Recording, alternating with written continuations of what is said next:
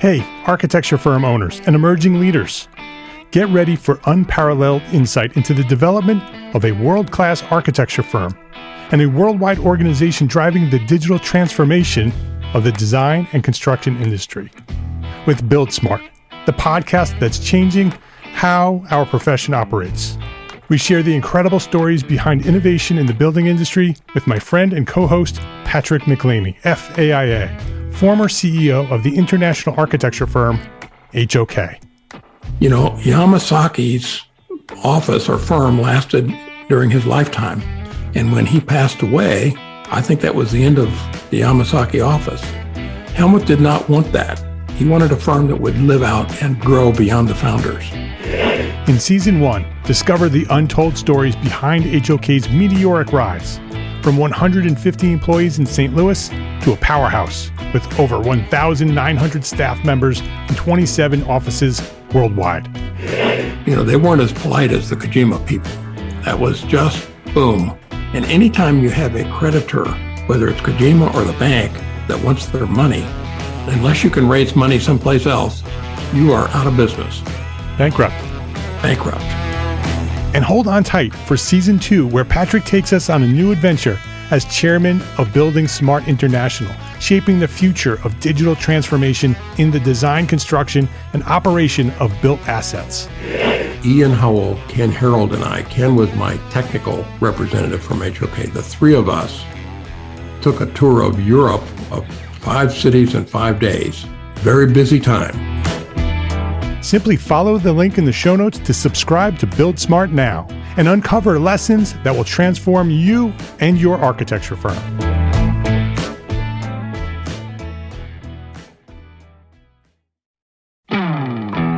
Hey, architecture firm owners and emerging leaders.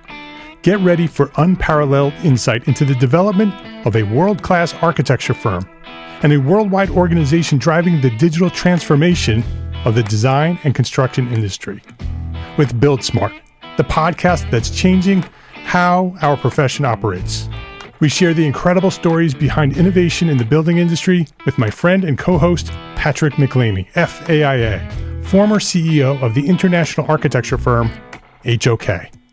You know, Yamasaki's office or firm lasted during his lifetime.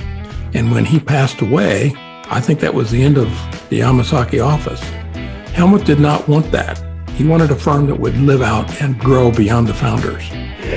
In Season 1, discover the untold stories behind HOK's meteoric rise, from 150 employees in St. Louis to a powerhouse with over 1,900 staff members and 27 offices worldwide. You know, they weren't as polite as the Kojima people. That was just boom. And anytime you have a creditor, whether it's Kojima or the bank, that wants their money, unless you can raise money someplace else, you are out of business. Bankrupt. And hold on tight for Season 2, where Patrick takes us on a new adventure as chairman of Building Smart International, shaping the future of digital transformation in the design, construction, and operation of built assets. Ian Howell, Ken Harold, and I, Ken was my technical representative from HOK. The three of us took a tour of Europe of 5 cities in 5 days. Very busy time. Simply follow the link in the show notes to subscribe to Build Smart now and uncover lessons that will transform you and your architecture firm.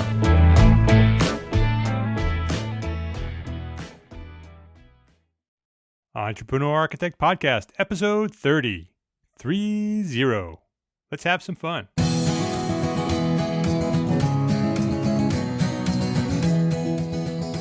Welcome to this episode of the Entrepreneur Architect Podcast. My name is Mark R. LePage, and this is the podcast dedicated to a successful life as a small firm architect. My goal is to inspire you to build a better business so that you may pursue your purpose with passion and live the life of your dreams.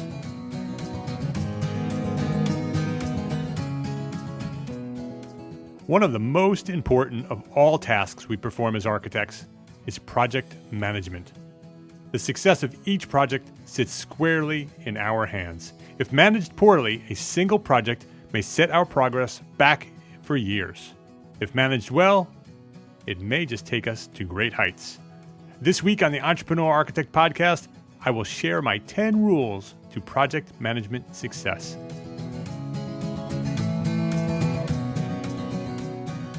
But before we start with this week's topic, I want to share a couple of thoughts. Last week's podcast was awesome. Well, not necessarily the podcast itself. I thought that was pretty good too. But the response to last week's podcast was outstanding. The podcast was called BIM Sanity, and I asked the question, is AutoCAD LT a better choice for small firm architects? And boy, did you guys respond. If you want to see their comments, go to entrearchitect.com/episode 29. Essentially, the comments have become the ultimate guide to architectural software for small firms. Currently, I just checked, I have 21 comments, and they're keep rolling in. And they're not just quick little comments. They're very thoughtful and developed responses to my question regarding AutoCAD LT versus BIM. Listeners posted in support of so many different options, including AutoCAD, AutoCAD LT, Revit LT, Vectorworks, SketchUp, SoftPlan, FormZ, Chief Architect, everything that you can think of. They have comments there, and they're long, thoughtful comments. And I appreciate everybody's response there and the information that you shared. If you're interested in learning more about the different choices of software for architects, I highly recommend that you go visit that post if you haven't. And if you haven't yet given your opinion, and you have an opinion on AutoCAD versus BIM, please go over to the post for the episode at entrearchitect.com/episode 29 and leave your thoughts. Next, I just want to mention this week's blog post article, Business Basics for Architects, Gross Income versus Net Income. And it's the first in a series of posts, which I'll occasionally put up on the blog. I don't know what my schedule will be yet, but occasionally I'm going to focus on the very basics of business success. And this week I talk about gross income versus net income. It's one of those things that I've always mixed up and didn't quite know and understand until I looked into it and understood it for my business years ago. So what's the difference and why it's important is something that we should know, why it's important to know the difference between net income and gross income. So I'd also love to know what some other basics that you have that you'd like me to cover. If you visit the post at entrearchitect.com/net income and leave a comment there, I will add that to the list of business basics that I'll cover. So let's get into this week's topic. I've been continuously improving my firm's project management systems since we launched 5CAT Studio back in 1999. And with each new project, I learn more and I modify the systems we follow. So here are my 10 rules for better project management. Number 1, create systems for success. Systems are the sound structure of a successful architecture firm. They establish the discipline required for financial success, and they also create the freedom to develop a portfolio of very highly developed architecture. We create systems by breaking down our projects into many separate processes. Every firm with any experience has many of these processes already in place. They may be documented as formal systems, or they may be just general understandings of how we do it here. When a process is fully developed into a system with supporting documents of forms and checklists, it allows us to focus more on the details and develop a successful design. Systems allow us to be better architects. Number 2, know what they want as well as what they don't want. When we receive a contract for a new project, we all want to jump right into designing. It's our nature as architects to want to solve the problems before us. The most successful projects, though, are the ones where we fully understand the people living and working within the architecture we design. Before we grab the roll of trace and start sketching with a Sharpie, we gather as much information about the users of our buildings as possible. We learn about not only what they expect from us, which may be very different from what they should expect, but we also learn about the people who they are and what their personal tastes are and their styles, What are their passions and their hobbies? Where do they go on vacation? What are their favorite places? What do they like? And more importantly, what they don't like. With a full understanding of the people using our buildings, we can better manage the process and develop a project that exceeds their expectations. Number 3, listen and listen carefully. I tell clients that we could design a successful project with nothing more than a scope of work and a site plan. And this is true, but it's only after listening to our clients' hopes and dreams that we can take our project to its absolute pinnacle. When we listen carefully throughout the project, our clients and our contractors will guide us to success. The problems that may derail a project and possibly become a liability nightmare will come to light way before they become a problem. And when we are listening carefully, people will tell us what we need to know. So number 4 is estimate often. The quickest way to an unhappy client is to design a project beyond their budget.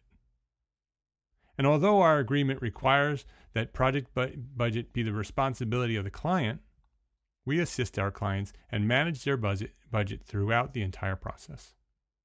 I begin by asking them for their expected budget at our very first meeting. This allows me to discuss the realities of their project costs and give them some rules of thumb numbers that can help them adjust their budget or their expectations accordingly. I ask them again to state their expected budget as part of my pre-designed client questionnaire to confirm their expectations in writing. And then we prepare schematic designs based on those expectations. And when we present our schematic designs, we prepare rough cost estimates based on cost per square foot. And we attach them to each scheme. And after a few tweaks and revisions, they pick a scheme, and we recommend that a general contractor prepare a third-party independent cost estimate, which is typically based on market prices and is more accurate than our rough numbers. With a signed authorization form approving the schematic design and its associated cost, we then proceed with the remaining phases, and we revisit the cost with any changes in scope and again following design development. This continuous reminder of the project cost keeps expectations clear and clients happy. Okay, number 5. This is an important one, guys. Don't give your services away. Before we start any project at 5Cat Studio, we spend a day documenting the existing conditions of a project site. Most of our projects are additions and alterations, and we need a very complete set of documents in which to base our designs. Most of our municipalities that we work in require a complete floor plan for a building permit in order for them to confirm that the project is in full compliance with town zoning and building codes. Don't give your services away. Be clear what scope is included in your base services, and more importantly, what is not included. At 5Cat Studio, we charge additional for preparing the existing conditions documents, and clients are happy to pay for those services. Provide a list of additional services offered and a clear description of how you will get paid for those services. Many firms, in order to keep clients happy, will provide additional services for free. With clear boundaries set and expectations that additional services are in fact additional, clients will be happy to pay you for those services. When you're paid adequately for your services, your business will become healthier and your clients will be happier. Number 6, manage expectations and keep them informed. Clients have a story in their minds. It's written by HGTV reality television and often inaccurate anecdotes from friends and relatives. From our very first meeting, we need to start rewriting that story. We provide each client with a complete written description of each phase and an estimated timeline for when each will occur. Every meeting is followed up with written minutes.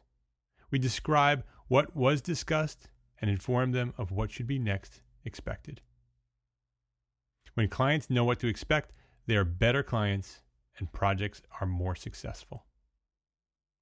Number 7, Build rapport with the contractor. During the bidding phase, I meet with each contractor at the job site and review the project in detail. When I meet a new contractor, most speak with authority and position themselves in a very defensive stance. Most will tell me how long they've been in business and how many happy clients they have. I've been doing this for 25 years. This is the phrase, or one similar, that immediately tells me that I'm not working with a team player, because it's usually followed up with, I know what I'm doing. The truth is, I've been doing this for much longer than that. I've grown up on construction sites, worked with contractors before and during architecture school, and I'm currently celebrating my 21st year in the architectural profession. So I know what I'm talking about too. But I don't say that. What I do is give the contractor lots of respect, and I listen carefully to what he or she is saying. I quickly build a rapport with them. From the many years of living and working with contractors, I know well how they think and their opinions of architects. I defer to their experience and show them my respect. Most contractors do, in fact, have lots to teach us about construction, and I let them know that I value their opinions. And they quickly learn that I am not an obstacle to overcome, but a teammate with whom to align. Number 8, always provide construction administration. The most crucial phase of any architectural project is construction. Most of the earlier phases are built upon an excitement of what can be. When things get real, all that you worked for can be wasted. Architects must provide construction administration services. This is not an optional phase, in my opinion. It is during construction administration when we confirm that our designs are executed as per our intention and as per our client's expectations. If we're not actively involved during construction, we become an easy target when unexpected and unforeseen conditions arise. Rather than managing the process and quickly resolving the issues and reinforcing our value, we become the scapegoat for contractors. Every issue becomes the fault of the architect, and we lose the relationship, authority, and credibility that we so arduously earned during the earlier phases. I'll say it again. Always provide construction administration. Number 9, have the courage to act. Most problems during a project can be solved before they become crises. If we've been involved in the process and we've been listening well, the problems will announce themselves. We must act upon them early, bring them to light as soon as they appear, and work as a team to resolve them quickly.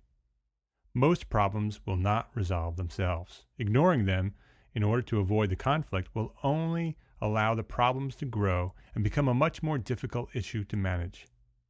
Anticipate the problems, seek them out, and solve them. Have the courage to act, and your projects will proceed with success. Okay, so here we are, number 10.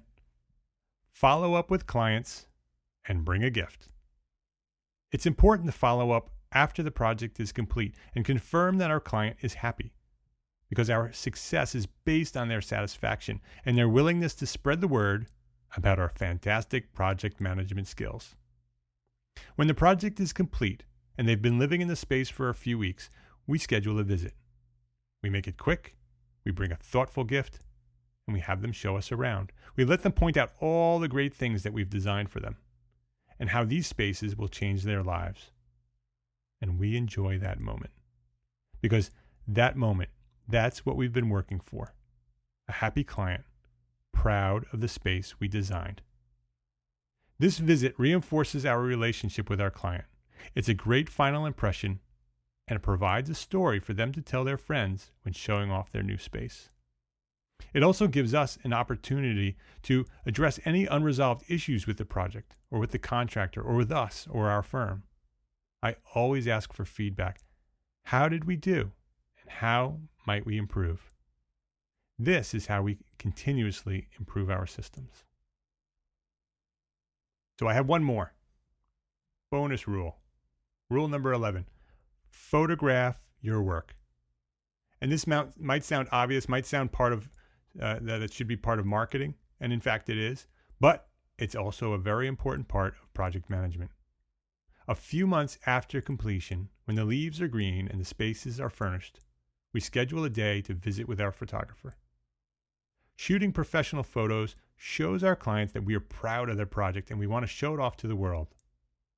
The photos are great for our portfolio and for sharing on social media. And we often send these photos along with a great story about the project to our local magazines and newspaper editors.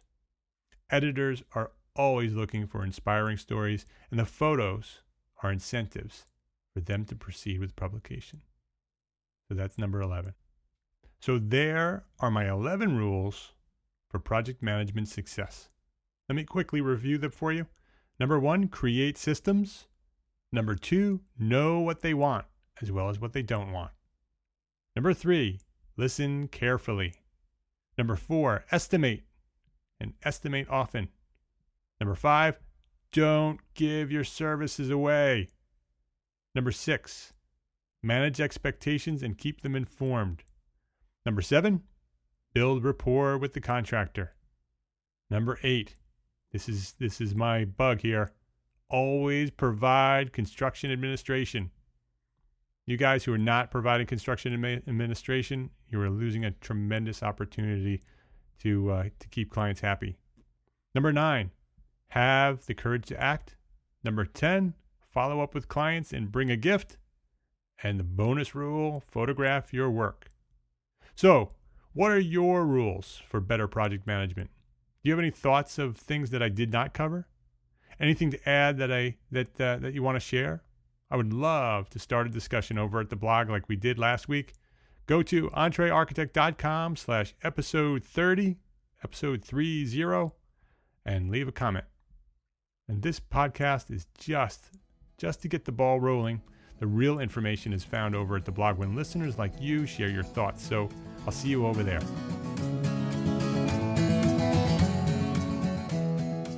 Before I wrap up here, I want to let you know that I will soon have a very important announcement about the first session of EntreArchitect Academy, the online business training course for architects.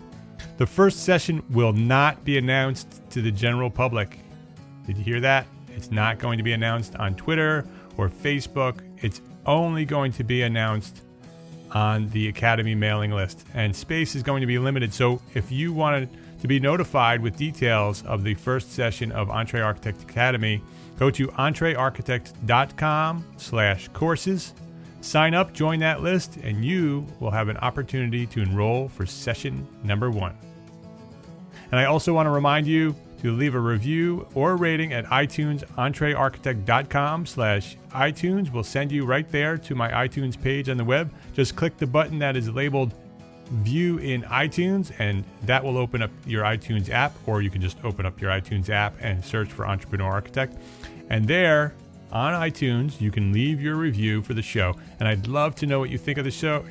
So please go do that right now, because the episode's over, and you can click on entrearchitect.com/iTunes and go let me know what you think. So that's a wrap. Until next week, my name is Mark R. LePage, and I am an entrepreneur architect. Thank you very much for listening.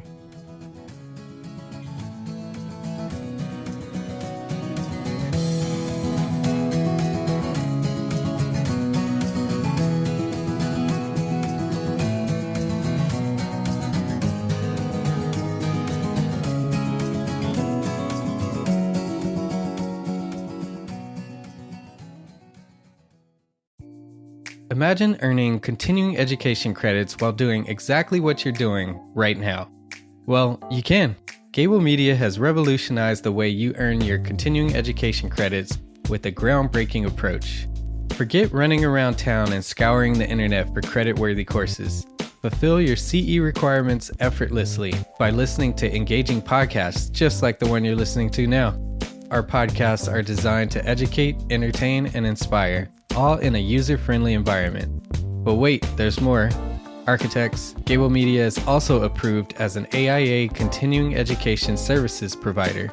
Upon completion, we handle everything From reporting your hours directly to the AIA to storing your certificates in your personal Gable Media profile for your self-reporting needs. So follow the link in the show notes and start earning your credits in the most innovative and entertaining way possible with Gable Media. Attention architects and creative minds, get ready to supercharge your brand with Build Your Brand, the podcast that's unlocking the secrets of branding success for creatives. Hey there, it's Mark Arlepage, founder of Entre Architect, and I'm inviting you to join my friend, architect marketing expert Jeff Eccles at Build Your Brand podcast, where he explores the captivating stories of the world's top brands and transforms their lessons into powerful moves for small firm architects and creatives like you. In Season 1, Jeff shares the thrilling tale of Southwest Airlines, where he dissects their journey to the summit and distills it into strategies tailor-made for you. It's important to keep in mind that companies like Southwest compete in the real world, just like you, and face real-world challenges, just like you. You might be surprised at how similar those challenges are to the struggles that you grapple with on a day-to-day basis.